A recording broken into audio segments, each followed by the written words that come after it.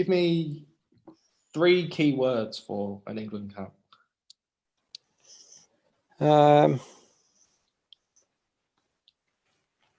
Great and shit at the same time. Yeah, there's I've not necessarily issues with England.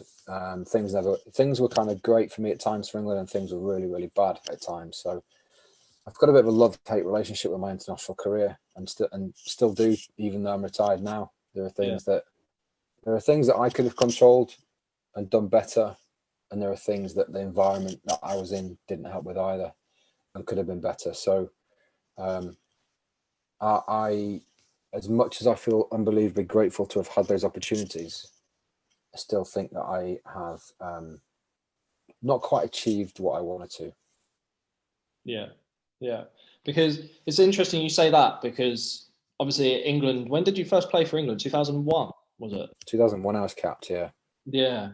So that was the week of my 21st birthday. So I look back now and go, I was way too young, like way too inexperienced at that stage. But maybe do you look that in a different way and say how talented you were to get picked at that young age?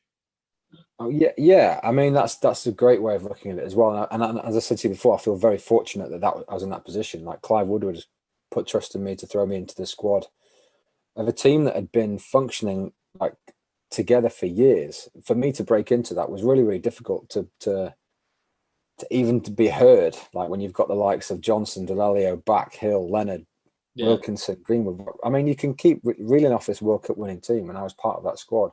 Yeah. Unfortunately, I missed out on going to the World Cup through injury. But yeah, there is that side of it. But I think if I'm honest with myself, I don't think I was prepared for that at that stage. And I think if I was to choose it myself, I would have chosen it much later. What's the pinnacle for you? What was the pinnacle for you? Was it, because a lot of people obviously say that playing for your country is a pinnacle, winning a World Cup is a pinnacle. And I guess in some ways you did do that and you were part of it. Okay, you might have, missed out on the World Cup squad in 2003, but in the lead up to that, you were part of it. Would you say? Well, I'll ask you, what was the pinnacle of your career in your opinion? Yeah, so I think, like I said to you, I think because I have a bit of a love-hate relationship with my England career, perhaps my views on it aren't as high as they should be. So in that sense, if I was to talk about pinnacle, it's either one, winning the Premiership with Sale, given the team that we had and the academy boys that had come through together, and myself and Mark Cueto, Dean Schofield, Wiggy, like those boys come through the academy together, or winning the European Cup at the end of my career. Like that, for me, that competition is such a tough competition to win. And obviously going 16 years, not really getting anywhere close to it until I was at the Sarries, to be honest, and then getting into the knockout stages. But even once you're in the knockout stages, nothing is ever certain. But to be able to finish my career winning the European Cup was unbelievably special. So I have to say that. I definitely have to say that. Yeah. Right. I'll give you some quick fire questions now. So, who's the best player you've played with? Jason Robinson. And why? Well, he's a freak of nature, absolute freak of nature. For somebody to have achieved what he did in rugby league and then to transfer that into rugby union, there's been a few converts. Don't get me wrong, Wendell Saylor, Lotta Takiri, but nobody will ever get close to him because of the way he is and the way he moved. He came over from rugby league not knowing how to kick a ball. Technically became one of the best kickers I've ever seen in rugby union because although he had this God-given talent of athletic ability and he could beat people on a sixpence, like he worked hard. He worked incredibly hard. So Jason, for me, was a joy to watch and a joy to play with. Most feared player you played against? Someone you'd always look at and you think, Jesus, don't want to go anywhere near him. Was there anyone? Anybody who was from the Pacific Islands. I don't think I could necessarily name one because I've been hit by so many people that you're like, oh Jesus Christ, it's gonna take me a while to recover.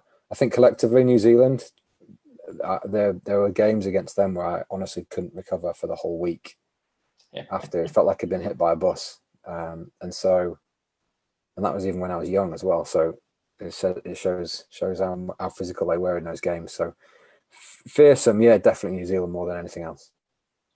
And yeah, actually, you touched on the All Blacks. What is it like playing them? What's the build up like? What's the what's the I don't know. You just think some people would say playing the All Blacks is the pinnacle of their career. Getting the chance. Yeah, I mean, I've got to admit, playing. Yeah, I mean, at first playing them in their backyard down in Dunedin in 2004 was like one of my first. Kind of like, I think it was my ninth cap. I think so. Relatively early in my England career, playing down there, we got smashed, but that was really intimidating to face up against the HAKA. It was the first time the international team had changed since the World Cup win in 2003. So there were a lot of changes in the squad. Just a fearsome place to go and play. And then you face the HAKA, then you're playing against a team that certainly when you talk about the Southern Hemisphere teams, you've got Australia who are unbelievably skillful, then you've got South Africa who are unbelievably physical, and you're going to get absolutely beaten up by them. And then you've got New Zealand who can do all of that. They can be physical, they can mix it with people, but they are unbelievably talented and skillful at the same time. So really difficult to be able to analyze a team like that, because you really don't know what you're going to get. You got Marnonu, who's like 17 stone, who can throw a ball 15, 20 meters off both hands, and yet he can step and barrel through anybody he wants. So like crazy things like that when it becomes a really difficult task to play against them. Yeah. I was gonna ask, what is it like facing the HAKA? What's going through your head? Do you speak about it before the game? Because that is just something, some people have spoken about potentially getting rid of it in the game. I think that'd be the worst thing to do in the world, really. Yeah, no, I would never ever want to get rid of it. Even now I'm talking to you, it gets the hairs in the back of your neck standing up. I think it's one of those things that I've always loved watching. Yeah. And it's and that privilege of being able to face it. There's nothing better, absolutely nothing better. I've got to admit, first time I faced it was a bit like shit. What is going on here? But as time goes on, and you just appreciate you appreciate that moment that you're in, because there are very few people who are lucky enough to face that, and I always felt like that was a privilege to have that there, and I would never ever want to see that go.